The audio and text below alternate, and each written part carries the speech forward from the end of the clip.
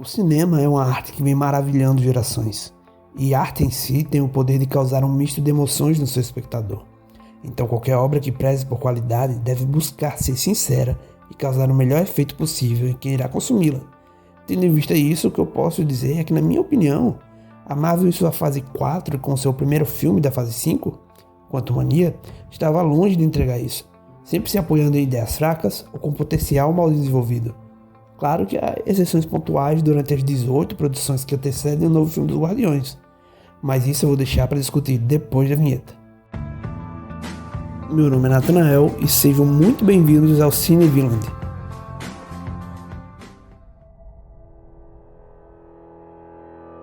Nós sumimos por um bom tempo. Mas não importa o que aconteça, a galáxia ainda precisa dos seus guardiões. Olá, viemos em paz.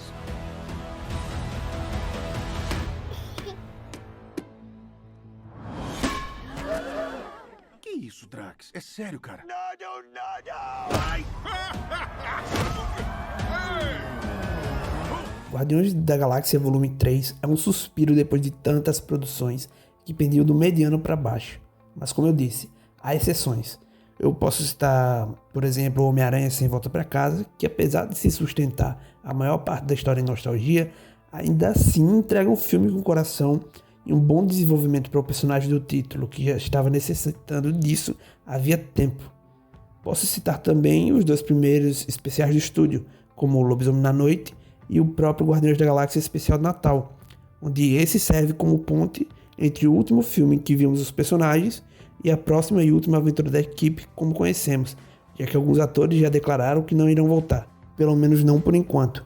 E o próprio diretor James Gunn, que é a mente por trás de tudo, agora está indo ser o chefe criativo da DC Studios, algo que me deixou surpreso quando foi anunciado, e ele aliás falou que os filmes de heróis não saturaram, o que saturou foram histórias mal contadas. Sem entrar na área de spoilers, mas para dar uma ideia do que é o filme, para você que está um pouco perdido, o terceiro volume conduz os personagens a enfrentar o Alto Evolucionário, o vilão que está diretamente ligado à origem de um dos personagens mais amados da franquia, e que é o meu favorito de todo o UCM, o Rocket.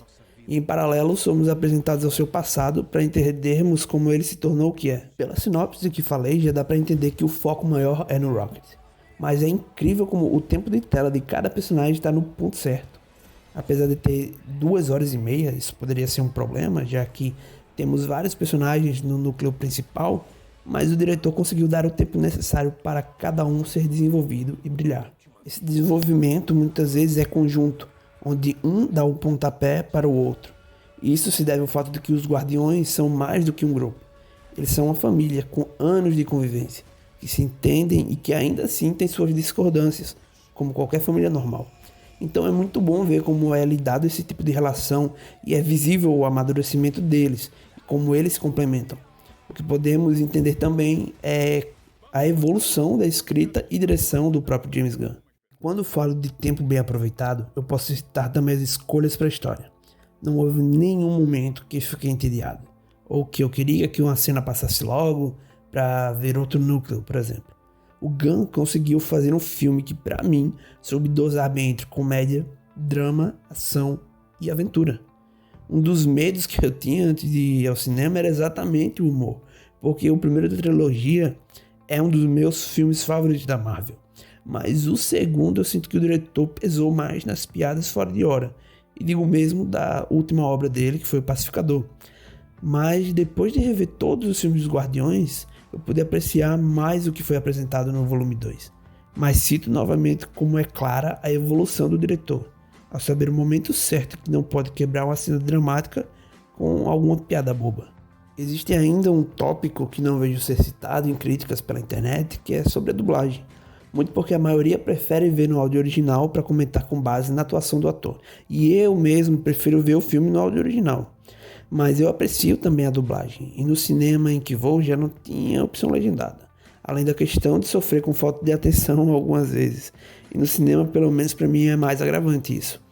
Então sempre deixo para ver em inglês quando o filme já é lançado posteriormente em mídia digital. Mas a dublagem desse filme me agradou bastante e sinto que foi fiel ao original, o máximo que pude. Porém, tem um detalhe que me pegou desde o início do filme. O nome do Rock no original é Rocket, e não temos ele sendo chamado dessa maneira nos filmes anteriores. Mas como aqui seria algo importante para a história, a dublagem deu um jeito de dar a entender que Rock é apenas um apelido, então ponto para a equipe por trás disso.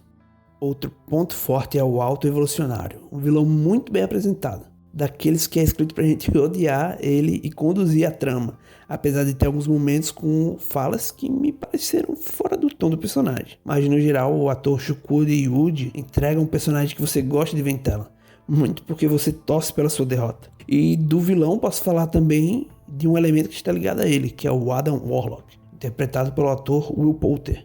Warlock é um personagem que conheço por ter lido algumas HQs dele, seja como principal, como ponto-chave, no caso de Desafio Infinito, e no jogo dos Guardiões da Galáxia. Mas já fui com a ideia de que a abordagem aqui seria diferente. Ainda assim não achei que seria como foi apresentado. Então se você vai esperando algo grande em relação ao personagem, saiba que ele tem pouco tempo de tela, mas para mim isso não é um ponto fraco. Eu entendo o porquê dele ser apresentado como é, e eu comprei a ideia. Aliás, eu pretendo fazer um vídeo sobre Adam Warlock no meu canal de leitura. Cliquem aí no card em cima para já se inscrever lá e serem notificados quando o vídeo lançar. Acho que a única coisa que realmente me incomodou, mas isso foi apenas na primeira parte, e depois eu me acostumei, é a edição. A maneira como cenas cortam de uma para outra de forma abrupta e com músicas colocadas parecendo que não se encaixam com o que está sendo apresentado, deixaram de ser incômodo, porque assim como o Warlock, há um propósito para isso, e eu me acostumei. Claro que nem sempre, porque algo é feito para ser de um jeito por escolha artística que será bom. Já diria Otávio Gá do canal Super 8. Mas falando da trilha sonora, as músicas escolhidas são incríveis, assim como nos outros 2 filmes da trilogia. Seja a trilha original, que em certos momentos arrepiam de tão incrível que são, ou das músicas de outras bandas que o Gunn sempre inclui em seus filmes. Para concluir, eu voltarei ao começo do que falei no vídeo, para poder fechar assim um ciclo, como o próprio filme faz. Emoção. É isso que define esse filme. A história respeita os seus personagens e o que foi construído ao longo dos últimos 9 anos. Eu lembro até hoje com carinho como foi especial para mim ver Guardiões 1 no cinema e como ele já me impactava através das músicas tocadas no filme antes mesmo de lançar. Aqui tem sim uma referência ou outra ao que aconteceu ao longo das aventuras dos personagens no universo compartilhado, mas o maior acerto foi fazer um filme focado em seu próprio núcleo e que induzisse o público a sentir os mais variados tipos de emoções, para que no final ficasse a sensação de finalização e despedida do grupo, que o público tanto ama, mas também a sensação de alívio. Dito isso, eu já considero Guardiões da Galáxia Volume 3 como um dos meus filmes favoritos de herói, se não o meu favorito. Obrigado por terem assistido o vídeo até aqui. Peço que comentem o que acharam do filme, se vocês têm alguma opinião diferente da minha, ou se saíram maravilhados do cinema como eu. Se puderem compartilhar com seus amigos e curtirem, eu agradeço. Fique com Deus e até a próxima.